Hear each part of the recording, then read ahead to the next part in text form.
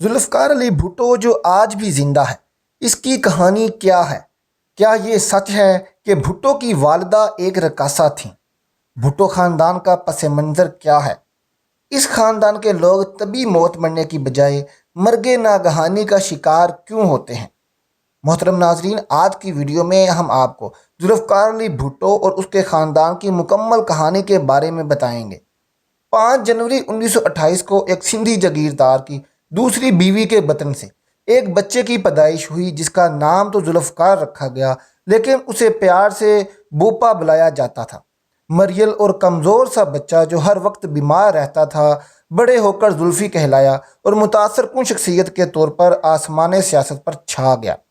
Stanley وولپرٹ، جو مشہور زمانہ کتاب جناح آف پاکستان کے مصنف ہیں، اپنی کتاب زلفو بھٹی آف پاکستان میں بیان کرتے ہیں کہ ذوالفقار علی بھٹو کے والد شاہ نواز، جنہیں تاج برطانیہ نے سر کا خطاب دیا تھا اور جو ریاست جونا گڑھ کے وزیر اعظم رہے، وہ اپنے بہنوئی ایس پی میر مقبول کے گھر سکھر میں تھے جب پہلی بار ان کی نظریں ہندو رقاصہ لکھی بائی سے دوچار ہوئیں اور انہیں پہلی نظر میں ہی پیار ہو گیا۔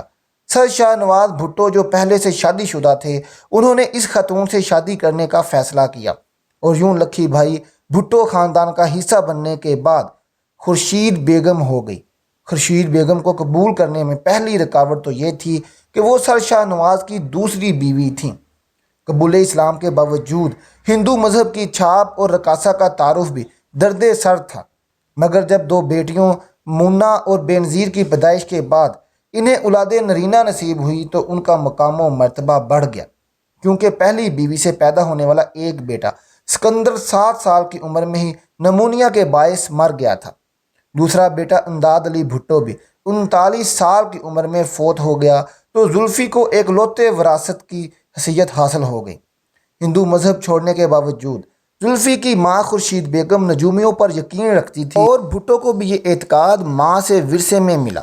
بمبئی کے ایک منجے ہوئے برہمن کو بلا کر بوپا کی کنڈلی تیار کروائی گئی۔ اس نے زلفی کی زندگی میں پیش آنے والے سارے واقعات بتا دیے، اس کی کتنی شادیاں ہوں گی، کیسے کامیابیاں اس کے قدم چومیں گی، کس طرح اقتدار اس کے گھر کی لونڈی بن جائے گا، مگر اس نے 50 سال کے بعد کی زندگی سے متعلق کچھ بتانے سے انکار کر دیا، یا شاید وہ برہمن خورشید بیگم کو یہ بتا کر رنجیدہ نہیں کرنا چاہتا تھا کہ تمہارے بیٹے کو 51 سال کی عمر میں پھانسی دے دی جائے گی۔ ذوالفقار علی بھٹو کی حقیقی بہن بے نظیر، جو بچپن میں ہی انفلوئنزا کے باعث فوت ہو گئی، ان کی یاد میں زلفی نے اپنی بیٹی کا نام بھی بے نظیر رکھا۔ اسی طرح اپنے ایک بیٹے کا نام والد کے نام پر شاہ نواز، جبکہ دوسرے بیٹے کا نام اپنے دادا وڈیرو غلام مرتضیٰ کے نام پر میر غلام مرتضیٰ بھٹو رکھا۔ شاہ نواز جونیئر کی طرح مرتضیٰ سینئر کو بھی زہر دے دیا گیا، مگر اس انتقامی کارروائی کی وجہ کیا تھی؟ یہ کہانی ہے نامراد عشق کی، جو بھٹو خاندان کو سڑک پر لے آیا۔ گھڑی خدا بخش، جہاں ذوالفقار علی بھٹو، ان کے والد، دادا اور پردادا دفن ہیں، اسے بھٹو خاندان کی اماج گاہ سمجھا جاتا ہے، لیکن در حقیقت رتو ڈیرو کا ایک اور نواحی گاؤں پیر بخش بھٹو خاندان کا آبائی علاقہ ہے۔ دودھا خان بھٹو کے بیٹے خدا بخش بھٹو کی اپنے باپ سے ناچاکی ہو گئی تو اس نے آبائی گاؤں چھوڑ دیا اور جو نیا گاؤں بسایا وہ گڑھی خدا بخش کے نام سے مشہور ہوا۔ اس زمانے میں موجود اضلاع کمبر، شہداد کوٹ، لاڑکانہ، شکارپور، گھوٹکی اور سکھر کے علاقے انگریز کلیکٹر کرنل الفریڈ کے زیر انتظام آئے تھے، جسے مجسٹریٹ کے تمام اختیارات بھی حاصل تھے۔ یہ انگریز کرنل، جس کی عمر تقریباً 60 برس تھی، اس کی نوخیز داشتہ کہ خدا بخش بھٹو کے بیٹے وڈیرو غلام مرتضیٰ بھٹو کے ساتھ معاشقے کی خبریں عام ہوئیں تو بوڑھے کلیکٹر نے ملزم کو پھانسنے کے لیے ایک جال بچھایا۔ اس نے خبر پھیلا دی کہ وہ کئی روزہ دورے پر گھر سے باہر جا رہا ہے اور پھر معمول کے مطابق روانہ بھی ہو گیا۔ حسب توقع مرتضیٰ بھٹو اپنی محبوبہ سے ملنے آیا اور کرنل الفریڈ بھی لوٹ آیا۔ اس نے دونوں کو رنگے ہاتھوں دبوچنے کے بعد گھوڑے کا چابک سیدھا کیا تو وڈیرو غلام مرتضیٰ بھٹو نے چابک چھین کر انگریز کلیکٹر کی دھلائی کر ڈالی اور اپنی محبوبہ کو لے کر فرار ہو گیا۔ انگریز کلیکٹر کو معلوم تھا کہ اس بات کا بھانڈا پھوٹ گیا تو اس کی نوکری بھی جا سکتی ہے، اس لیے اس نے مصلحتاً خاموشی اختیار کر لی، مگر بدلہ لینے کے لیے موقع کی طاق میں رہا۔ یہ موقع اسے تب میسر آیا جب ایک پولیس انسپکٹر محمد شاہ پر قاتلانہ حملہ ہوا۔ مضروب پولیس انسپکٹر کو ترقی کا لالی دے کر یہ بیان دلوایا گیا کہ یہ حملہ آور وڈیرو مرتضیٰ بھٹو نے کروایا ہے۔ قابل ترین وکلا کی خدمات حاصل کر کے وڈیرو مرتضیٰ بھٹو اس مقدمے سے تو باعزت بری ہو گیا، مگر کچھ عرصہ بعد ایک اور سنگین مقدمہ میں پھنسا دیا گیا۔ ریونیو ڈپارٹمنٹ کا اہلکار راؤ جرمن، اس کا قتل ہوا تو اس کا مقدمہ وڈیرو مرتضیٰ بھٹو کے خلاف درج کر لیا گیا، کیونکہ چند روز قبل وڈیرو مرتضیٰ بھٹو اس سے ملنے گئے تو وہ احتراماً میں کھڑا نہ ہوا، جس پر مرتضیٰ بھٹو نے بہت برا منایا۔ خدا بخش بھٹو نے اس بار اپنے بیٹے وڈیرو مرتضیٰ بھٹو یعنی ذوالفقار علی بھٹو کے دادا کو بچانے کے لیے برطانیہ کے وکیلوں کی خدمات حاصل کی۔ ایک وکیل نے اس دور میں 1500 روپے روزانہ، جبکہ دوسرے وکیل نے یومیہ 1000 روپے فیس کے عوض مقدمہ لڑا۔ کئی سال کی سماعت کے بعد وڈیرو مرتضیٰ بھٹو رہا تو ہو گیا، مگر کلیکٹر الفریڈ بھی ہار ماننے کو تیار نہ تھا۔ اس نے ممبئی سے دوبارہ ٹرائل کی درخواست منظور کروا لی۔ پہلے ہی مقدمہ بازی پر لاکھوں روپے خرچ ہو چکے تھے، چنانچہ اس بار خدا بخش بھٹو نے اپنے بیٹے کو روح پوش ہونے کا کہہ دیا۔ وڈیرو غلام مرتضیٰ بھٹو نے پہلے بہاولپور اور پھر افغانستان جا کر پناہ لی۔ اس دوران کلیکٹر کے بھیجے ہوئے گنڈوں نے خدا بخش بھٹو کو مار ڈالا۔ تب ذوالفقار علی بھٹو کے والد سر شاہ نواز بھٹو کی عمر صرف 8 سال تھی۔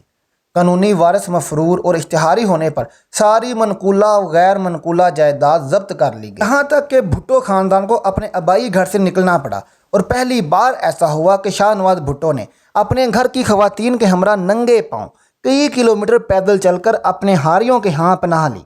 جب وڈیرو مرتضیٰ بھٹو کو ان واقعات کا علم ہوا تو اس نے حاکم افغانستان عبد الرحمن خان سے مدد کی درخواست کی۔ والی کابل نے ڈھیر سارے ہیرے جواہرات اور سونا چاندی دے کر اسے رخصت کیا، مگر آزمائشوں کا دور ابھی ختم نہیں ہوا تھا۔ مرتضیٰ بھٹو کی کشتی پنجنت کے قریب الٹ گئی اور سب مال و دولت برباد ہو گیا، مگر وڈیرو مرتضیٰ بھٹو نے ہار نہ مانی۔ کمشنر کراچی سر ایون جیمز کی رہائش گاہ پر تعمیراتی کام ہو رہا تھا۔ مرتضیٰ بھٹو نے سکھ مزدور کا روپ دھار کر وہاں ملازمت اختیار کر لی، اور کچھ روز بعد جب کمشنر کام کا معائنہ کرنے آیا تو اسے اپنا حقیقی تعارف کروا کر انصاف فراہم کرنے کی درخواست کی۔ کمشنر نے انصاف کے تقاضے پورے کرنے کے لیے مقدمہ سے متعلق ریکارڈ سکھر سے کراچی منتقل کرنے کا حکم دے دیا۔ کچھ عرصہ بعد وڈیرو غلام مرتضیٰ بھٹو اس مقدمے سے بھی بری ہو گیا تو نہ صرف تمام جائیداد واپس مل گئی، بلکہ گڑی خدا بخش واپسی پر اس کا شاندار استقبال بھی ہوا۔ چند روز بعد ہی ان لوگوں نے وڈیرو مرتضیٰ کو زہر دے دیا جنہوں نے اس کے خلاف گواہی دی تھی، اور انہیں یہ خوف تھا کہ اب ان کی خیر نہیں۔ ذوالفقار علی بھٹو کو 13 سال کی عمر میں ہی شادی کے بندھن میں باندھ دیا گیا۔ ان کی شادی 20 سال بڑی کزن شیریں امیر بیگم سے ہوئی، جس سے ان کی کوئی اولاد نہیں تھی۔ بھٹو کے مطابق یہ شادی خاندانی سمجھوتے کے مترادف تھی، جو شاید روایتی جاگیردارانہ سوچ کے تحت اس لیے کی گئی کہ جائیداد تقسیم نہ ہو۔ بھٹو کا شمار ان دل پھینک افراد میں ہوتا ہے جنہیں زندگی میں بار بار پیار ہوتا ہے۔ اسٹینلے وولپرٹ اصول علم کے دوران بھٹو کے معاشروں کی تفصیل بیان کرتے ہوئے لکھتے ہیں کہ زلفی کیلیفورنیا میں قیام کے دوران کئی عورتوں کے ساتھ جایا کرتے تھے، جن میں سے ایک مارگریٹ ہیں جو سیچ والا کی پہلی بیوی بنی۔ سیچ والا نے ہی بھٹو کو میر ایلین سے متعارف کروایا، جو 30 سال کی عمر میں ہی بیوہ ہو گئی تھی، اور ان کی 2 چھوٹی بچیاں تھیں۔ اس طرح اپنی رینالڈ اور للی بختیار بھی ان کی گرل فرینڈ میں شامل تھیں۔ ڈاکٹر للی بختیار جو بعد ازاں معروف فزیشین بنی، انہیں تو بھٹو نے شادی کی پیشکش بھی کی۔ آکسفورڈ میں تعلیم کے دوران بھی للی بختیار سے ملاقاتوں کا سلسلہ چلتا رہا۔ بھٹو اپنی بہن منا اسلام کی شادی کے لیے امریکہ سے واپس آئے تو کراچی میں ان کی ملاقات ایک ایرانی نسل حسینہ سے ہوئی، جسے دیکھتے ہی ذوالفقار علی بھٹو کے دل کی گھنٹیاں بج اٹھیں۔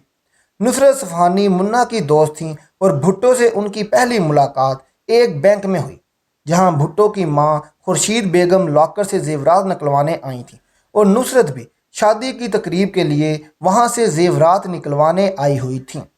دونوں کی نظریں ایک دوسرے سے چار ہوئیں، اور نصرت کے مطابق پہلی نظر میں بھٹو انہیں بالکل پسند نہیں آئے تھے۔ شادی کے موقع پر نصرت اور زلفی ایک دوسرے کے مزید قریب آ گئے، اور پھر جلد ہی زلفی نے نصرت کو شادی کی پیشکش کر دی، جسے اس نے مذاق سمجھ کر ٹال دیا۔ چند روز بعد زلفی تعلیم کے سلسلے میں لندن چلے گئے۔ واپسی پر شادی کی تجویز سنجیدگی سے غور ہوا تو نئے مسائل کھڑے ہو گئے۔ پہلے نصرت کی فیملی نے انکار کیا، پھر شاہ نواز نے مزاحمت کی، اپنی ضد پر اڑ جانے والے بھٹو نے لندن کی 2 ٹکٹیں خرید لی، مگر نصرت یوں ان کے ساتھ جانے پر رضامند نہ ہوں۔ زلفی کے ایک دوست نے دونوں کو جیپ میں بٹھایا اور مسجد میں جا کر مولوی سے نکاح پڑھوانے کی تجویز دی، مگر نصرت باقاعدہ شادی کی خواہشمند تھیں۔ ناراض زلفی نے گھر چھوڑ دیا تو والدین کو ہار ماننا پڑی اور یوں دونوں رشتہ ازدواج میں منسلک ہو گئے۔ دونوں کی 2 بیٹیاں اور 2 بیٹے ہوئے۔ صنم، بے نظیر، شاہ نواز اور مرتضیٰ زلفی کے عشق کی داستان یہیں ختم نہیں ہوتی، بلکہ اس کہانی میں ایک ایسا موڑ بھی آیا جس نے زلفی کی خوشگوار ازدواجی زندگی میں زہر گھول دیا۔ ڈھاکہ میں رنگ و بو کی ایک محفل کے دوران بھٹو ایک ایسی خاتون کی زلفوں کے اسیر ہو گئے جو بلیک بیوٹی کے نام سے مشہور تھیں۔ بلیک بیوٹی کے نام سے مشہور حسینہ شیخ مشرقی پاکستان کے مشہور وکیل اور شیخ مجیب الرحمان کے دوست عبداللہ واحد ایڈوکیٹ کی بیوی تھیں۔ پہلی ملاقات کے دوران ہی باتیں کرتے ہوئے وقت گزرنے کا احساس تک نہ ہوا اور صبح ہو گئی۔ بتانے والے بتاتے ہیں کہ اس خاتون نے جیسے زلفی پر جادو کر دیا تھا۔ حسینہ شیخ سے زلفی کی محبت محض حسن کی مرہون منت نہ تھی، بلکہ بھٹو اس کی ذہانت سے بہت زیادہ متاثر تھے۔ تہمینہ درانی، جنہوں نے مصطفیٰ کھر سے دوسری شادی کی، وہ اپنی کتاب مائی فیوڈل لارڈ میں بھٹو کے اس افیئر کا ذکر کرتے ہوئے لکھتی ہیں کہ بھٹو فدا ہو چکے تھے، مگر حسینہ اپنے طلبگار کی پلے بوائے کے طور پر شہرت کے سبب شکوک میں مبتلا تھیں اور یہ ظاہر کر رہی تھیں کہ وہ مشکل سے ملنے والی چیز ہیں۔ مصطفیٰ کھر بھٹو کا رازدان بن چکا تھا اور حسینہ سے ملوانے کے لیے گاڑی میں بٹھا کر لے جاتا۔ جب زلفی کلفٹن میں حسینہ شیخ کو گھر لے کے دے چکے تھے تو اسٹینلے وولپرٹ کے مطابق جب نصرت کو اس معاشقے کا علم ہوا تو وہ بہت روئیں، لیکن جب آنسوؤں سے زلفی کا دل نہ پیس سکا تو نصرت شکایت لے کر جنرل ایوب خان کے پاس پہنچ گئیں، جن کی کابینہ میں بھٹو وزیر تھے۔ چنانچہ بھٹو کو طلب کر کے ان کی سرزنش کی گئی اور کہا گیا کہ اپنی بیوی کو مناؤ ورنہ وزارت چھوڑنی پڑے گی، لیکن عشق کا روگ لا علاج ثابت ہوا تو نصرت روٹ کر ایران چلی گئیں۔ نصرت 6 ماہ بعد لوٹ کر پاکستان واپس آئیں تو پرنالہ وہیں کا وہیں تھا۔ ایک روز انہوں نے گولیاں کھا کر خودکشی کرنے کی ناکام کوشش بھی کی۔ بلیک بیوٹی سے تعلق تو ختم نہ ہوا، البتہ یہ اطلاعات بھی سامنے آئیں کہ بھٹو نے حسنہ شیخ سے خفیہ شادی کر لی ہے اور وہ ان کی غیر اعلانیہ تیسری بیوی ہیں۔ زلفی کا نام بھارتی اداکارہ مدھو بالا کے ساتھ بھی لیا جاتا رہا ہے۔ حال ہی میں شائع ہونے والی کتاب یہ ان دنوں کی بات ہے، اس میں بتایا گیا ہے کہ جب مغل اعظم کی شوٹنگ ہو رہی تھی تو ذوالفقار علی بھٹو باقاعدگی سے انارکلی کو دیکھنے آتے تھے۔ اس زمانہ میں بھٹو ممبئی میں رہا کرتے تھے اور وہ روز شوٹنگ دیکھنے آتے تھے۔ وہ جب بھی سیٹ پر ہوتے فلم مغل اعظم کے ہدایتکار کمال آصف اور دیگر لوگوں کے ساتھ کھانا کھاتے۔ جب بھٹو اسیر تھے تو حسنہ شیخ نے ان کا مقدمہ لڑنے کے لیے برطانیہ کے مشہور زمانہ وکیل جان میتھیو کی خدمات حاصل کیں، مگر ضیاء الحق نے انہیں مقدمے کی پیروی کرنے کی اجازت نہ دی۔ فرائیڈے ٹائمز کے ایڈیٹر جگنو محسن کو دیے گئے انٹرویو کے مطابق حسنہ شیخ کہتی ہیں کہ جب بھٹو کی حکومت کا تختہ الٹ دیا گیا تو وہ لندن میں تھیں۔ وہ زلفی کے بارے میں جاننا چاہتی تھیں، مگر نصرت بھٹو خفگی کا اظہار کیا کرتی تھیں، جبکہ مرتضیٰ بھٹو کا رویہ مختلف ہوتا تھا اور وہ پیش رفت سے آگاہ کرتے رہتے تھے۔ بھٹو کو پھانسی دیے جانے کی اطلاع بھی حسنہ شیخ کو مرتضیٰ بھٹو نے ہی دی تھی۔ محترم ناظرین، یہ تھی ہماری آج کی ویڈیو ذوالفقار علی بھٹو کی کہانی۔ آپ کو سن کر کیسا لگا کمنٹ باکس میں ہمیں اس کے بارے میں ضرور بتائیے گا۔ آپ سے ملتے ہیں اپنی اگلی ویڈیو کے ساتھ، تب تک اپنا بہت خیال رکھیے گا۔ اللہ حافظ۔